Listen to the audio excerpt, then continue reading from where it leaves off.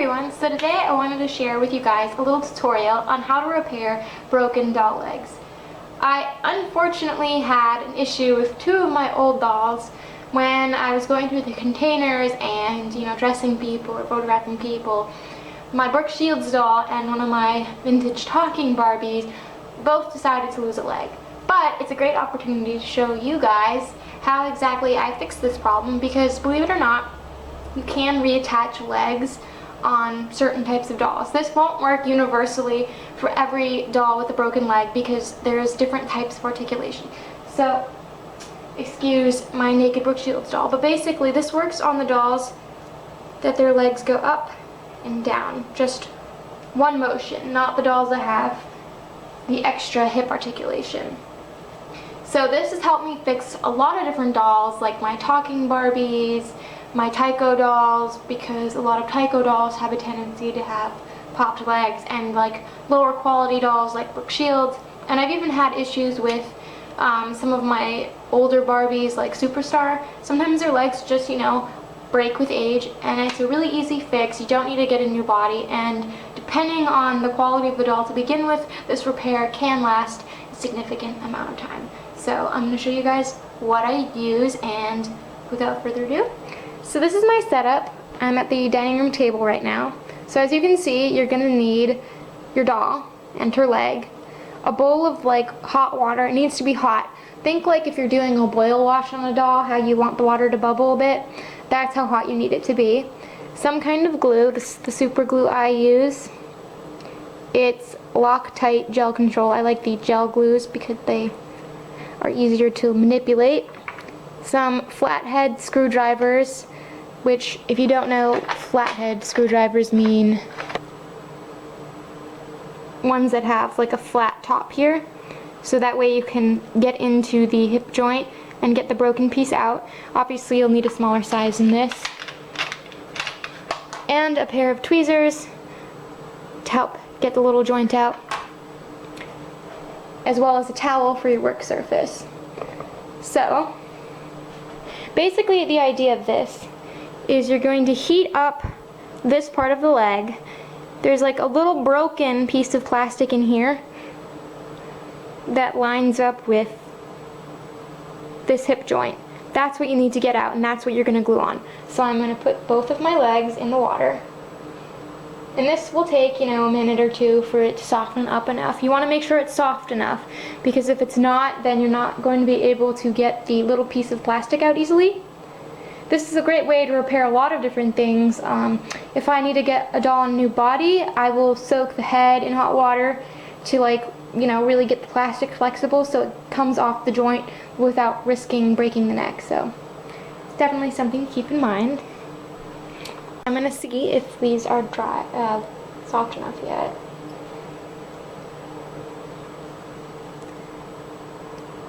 And basically, you want to go in and lift that piece of plastic out.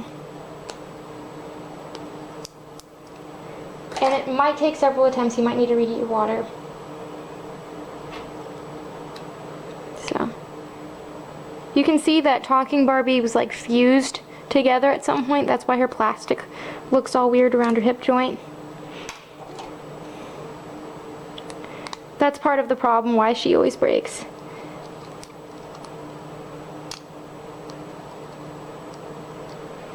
And there you go, that's the piece. So it's good to dry it off a little bit.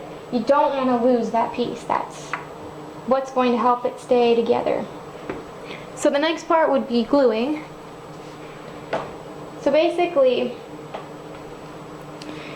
you need to line up this broken piece perfectly with where it broke off. And you can see, like I said, she had a lot of damage. Like, her legs were so fused that I had to use an X-Acto blade to kind of loosen them up and get some oil in there to move it, and when it broke off it left big chunks. So now that I know how it lines up, I'm going to get my glue. And you don't want to go too crazy with the glue because too much glue will prevent it from sticking. And I like to just put it where it needs to go. And my hand just touched it. So you can see it's already like held in place. Sometimes I like to add like a little bit of glue around it just to make sure. And there you go. Now the important part, something I've learned from fixing dolls a long time, like I've done this quite a few times on quite a few different dolls, is that you want to wait for the glue to dry all the way. If you like wait an hour and try to pop the leg back on, you're just going to cause the glue to loosen and break. It's also important to note that you don't want to soak these dolls in like really hot water after you've done this, because most glues will dissolve in hot water, which is what's nice about this kind of glue, because if you make a mistake you can just loosen it up. But I also have a tutorial of this on my Flickr, like with the written out steps, if you were curious and you want to like see the written steps. So now I have Brooks, and I'll repeat. So I always like to kind of have an idea of how it's going to line up first before I do it. So I think I do. So again, I'm just going to go and I'm going to line her little joint here. You can kind of see where there's a little bit of glue residue from the last time I had to do this. So I've got Brooks lined up now. There's a little hair there. It's kind of hard because if you have like bigger hands like me, my hands are always kind of swollen because I have Raynaud's disease. But it is harder to kind of manipulate the joint to where it needs to go, and that means like you'll get your fingers kind of stuck together. Just use hot water, it'll dissolve the glue. And I also have a tutorial on my Flickr. Say if like you're missing this little plastic knob I just glued, I have a way that you can kind of make your own. You can also buy like replacement kits online on like the doll restoration websites, but they're kind of expensive, so I actually made one for one of my talking PJs because her previous owner decided to drill a hole, like drill through her leg to reattach it. Don't do that. That is not good, because once you do that you can't go back. My dad did that to one of my Tycho dolls. I don't recommend. So now we have to wait, and basically once the glue is dry, and I usually like to wait like at least what it says on the glue, so this one doesn't happen to say, but I like to wait usually overnight. So I will see you guys tomorrow when I reattach these legs. Hey everyone, so it's the next day. I waited just about 24 hours for the glue to dry. So I just heated up this water, and I'm going to put the legs back in right where the knob goes. And the important part about this step is that you want to make sure that the legs are really, really soft before you attempt to put them back on the hip. I have found through a lot of trial and error that if the plastic isn't super soft, the amount of force it takes to pop it back on the joint could easily loosen the glue and cause the whole knob to fall off, which would mean you'd have to repeat the whole process. So it's definitely worth letting it soak for a good minute or two just to ensure that it's soft enough to go on without causing problems. And it's pretty common to have to repeat this, so I'm not sure if I'm going to be able to get both of the girls' legs on in one go. We'll see.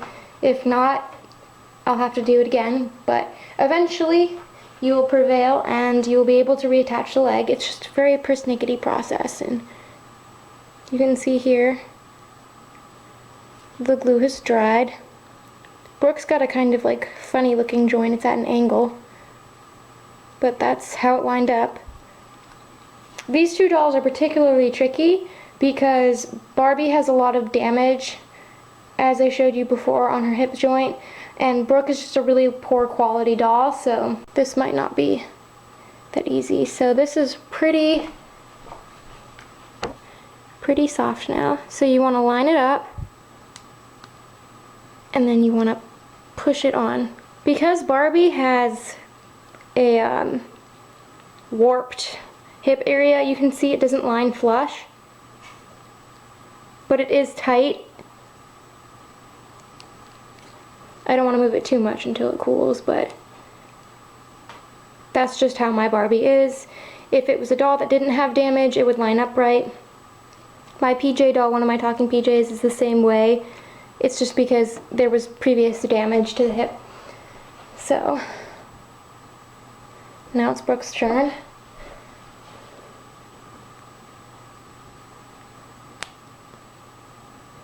And there you go. You don't want to like move it too much at this stage because it needs to cool down. You can see like if I move it, it tries to like come off because it's so loose, because this part is so soft right now. So, you know, it's good to move it a little bit just to make sure that it's actually on, because you kind of need to hear that pop. If you don't hear the pop, then it means it hasn't gone on right. But you don't want to do it too roughly, because it'll just cause the knob to fall off. So, how it looks when they're done. You can see, like I said, Barbie has that gap, but I had to fix this leg at some point too, and you can see this one is lined up right. It's just like I had to fix this leg on Brooke. Both of Brooke's legs were off in the box. And you can see this one's actually pretty tight for me to move. So, and there you have it. So again, I will link in the description down below my written tutorial on my Flickr account if you want to see like the pictures of the supplies I use, as well as the step-by-step instructions. And I will also additionally link my tutorial where I show you how to make a knob to replace if you've broken it. So this can be used on a variety of dolls from different makes, but they do have to have that one point of articulation at the hip. They can't have the extra like ability to move outward. But like I said, keep in mind that if your doll has previous damage like my Barbie over here, or is really low quality like Brooke, you probably have to repeat this. It's important to be really gentle with the dolls after you've fixed it. And I'd like one day to get this Barbie a better body, but until now we have to make this one work, and it seems to get the job done. So thank you guys for watching, and until next time.